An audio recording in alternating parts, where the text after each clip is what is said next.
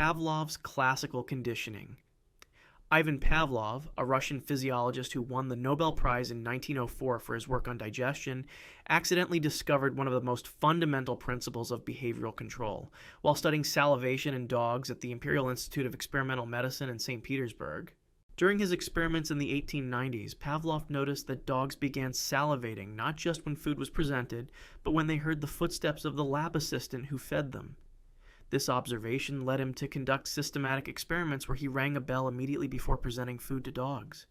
After repeating this pairing multiple times, the dogs would salivate at the sound of the bell alone, even when no food appeared. This demonstrated that a completely neutral stimulus could be transformed into a powerful trigger for involuntary physiological responses. Pavlov meticulously documented that timing was critical. The bell needed to precede the food by specific intervals, typically between half a second and 2 seconds, for optimal conditioning to occur. He found that the conditioned response could be extinguished if the bell rang repeatedly without food, but it could also be reinstated quickly with renewed pairings.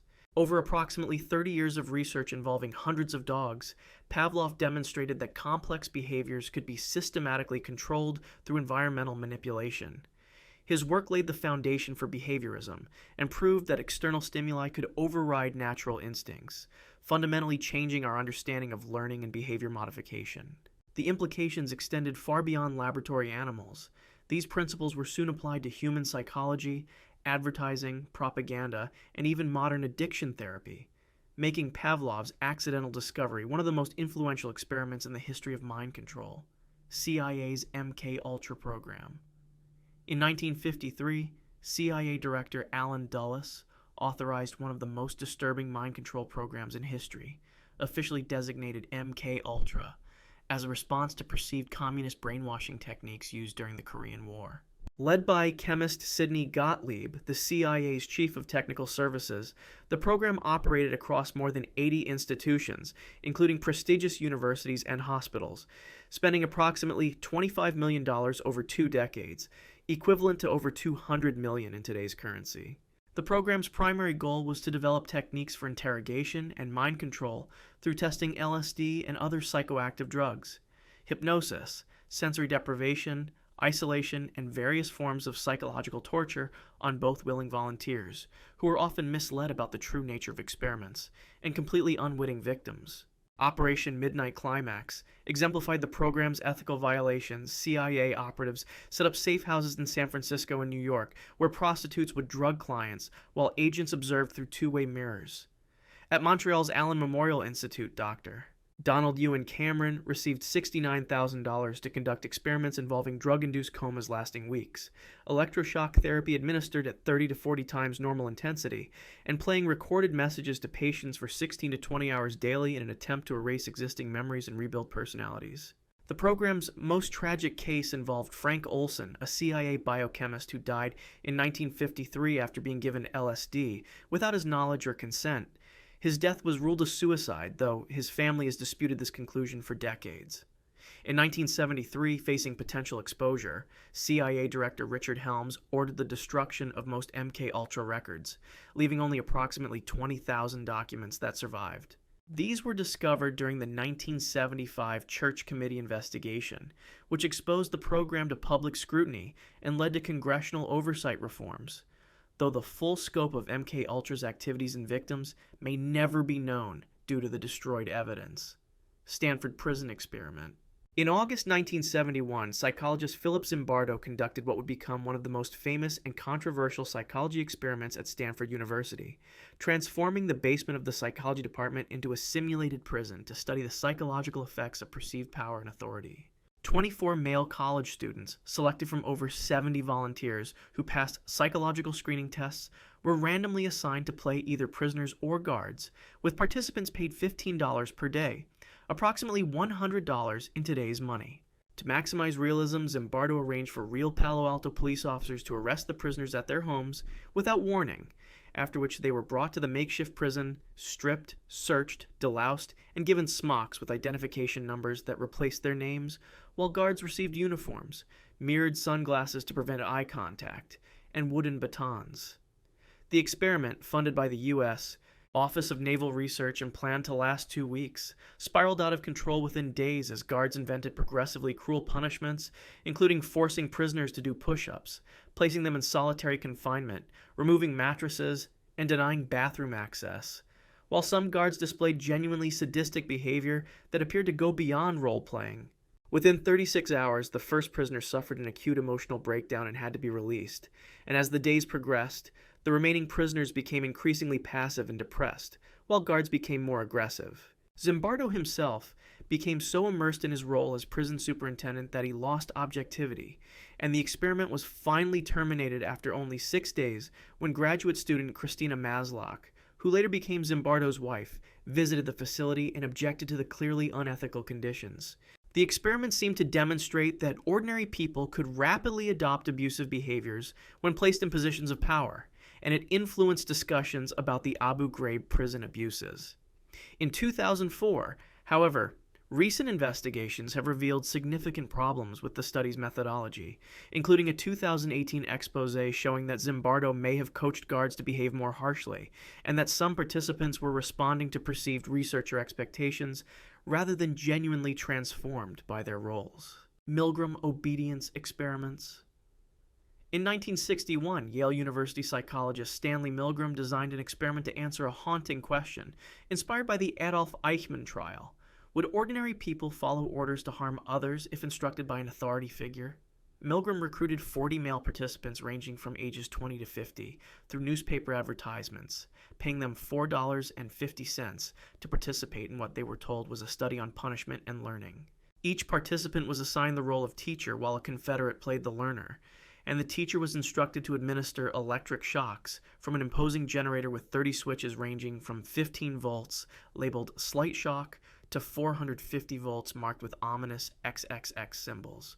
The learner, strapped to a chair in an adjacent room, was actually an actor who provided pre-recorded responses, grunting at 75 volts, complaining at 120 volts, demanding to stop at 150 volts, screaming in agony at 285 volts, and falling ominously silent after 330 volts. Yet no real shocks were administered. When teachers hesitated, the experimenter in a gray lab coat provided escalating verbal prods, such as, "The experiment requires that you continue," and "You have no other choice, you must go on." The results shocked the psychological community. 65% of participants administered the full 450-volt shock, despite showing extreme signs of distress, including sweating, trembling, and nervous laughter, and every single participant continued to at least 300 volts. Milgram conducted 18 variations testing different conditions, finding that obedience dropped to 20.5% when the experimenter gave orders by telephone instead of in person, and to 40% when the teacher was in the same room as the learner.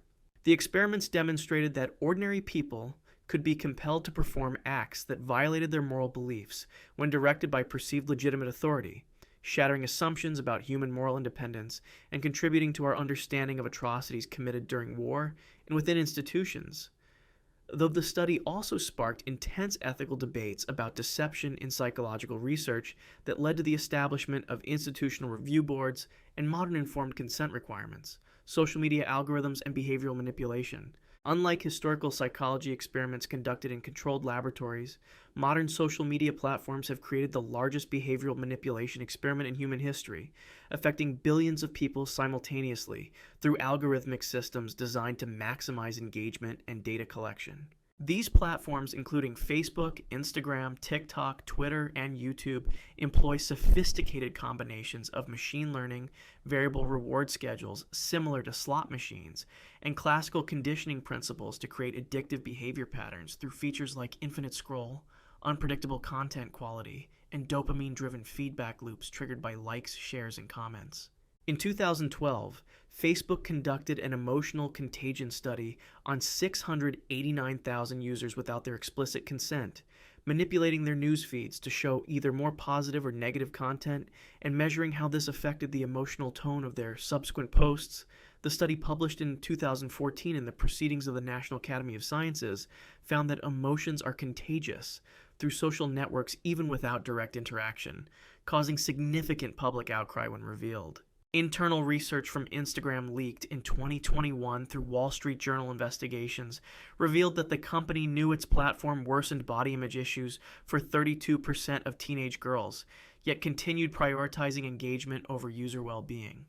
TikTok's algorithm has become notorious for its ability to determine user interests and preferences within just 40 to 60 minutes of use, creating highly personalized content streams that keep users engaged for extended periods. Former technology employees turned whistleblowers, including Tristan Harris and Asa Raskin, have exposed how platforms deliberately exploit psychological vulnerabilities. While Frances Haugen's testimony to Congress in October 2021 included leaked internal Facebook documents demonstrating that the company consistently chose profit-maximizing engagement over user safety and mental health.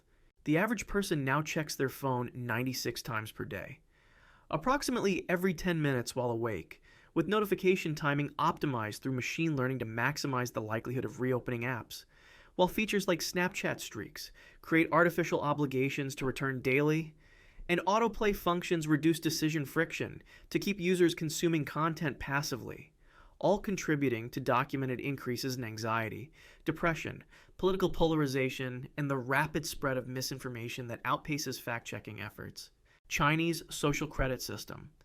Beginning in 2014, the Chinese government announced the development of the most comprehensive behavioral control system ever attempted. A social credit system that combines mass surveillance technology, big data analysis, and behavioral economics to monitor and modify the actions of its approximately 1.4 billion citizens. The system, which began pilot programs in 2018 and continues evolving today, integrates data from over 600 million surveillance cameras equipped with facial recognition technology, court records, tax filings, social media activity, online purchases, and numerous other sources to assign scores that determine access to privileges and restrictions. By 2020, approximately 23 million Chinese citizens had been banned from purchasing airline or high-speed train tickets due to low social credit scores resulting from violations ranging from serious offenses like fraud to minor infractions like jaywalking or playing music too loudly. In Rongcheng, a city in Shandong province that operates one of the most developed pilot programs, citizens start with 1,000 points and receive an A through F letter grade, with points deducted for traffic violations -5 points, not visiting elderly parents -50 points, or committing fraud, which can result in deductions of 50 to 300 points, while points can be gained through volunteer work +5 points, donating blood +5 points, or performing heroic deeds which earn 10 to 30 points. Private companies, including Alibaba's Sesame Credit, have created parallel systems that analyze spending patterns, with artificial intelligence determining that purchases like diapers suggest responsibility while buying video games indicates frivolousness. And these scores reportedly influence not just loan approvals, but even dating prospects, as some apps display users' scores. The system employs automated enforcement. For example, facial recognition cameras can detect jaywalking and send fines via text message within minutes, while public shaming tactics include displaying the names and faces of low-scoring citizens on large screens and billboards in city centers. Chinese government officials cite Confucian traditions of virtue cultivation as cultural justification for the system, claiming it reduces crime and increases social trust. And indeed, some reports indicate decreases in violations like fare evasion. However, critics argue it represents an unprecedented surveillance state that enables authoritarianism, violates privacy, creates chilling effects on free speech and political dissent, and raises profound questions about whether collective harmony justifies the sacrifice of individual freedom. If you want to see more, click the video on screen now.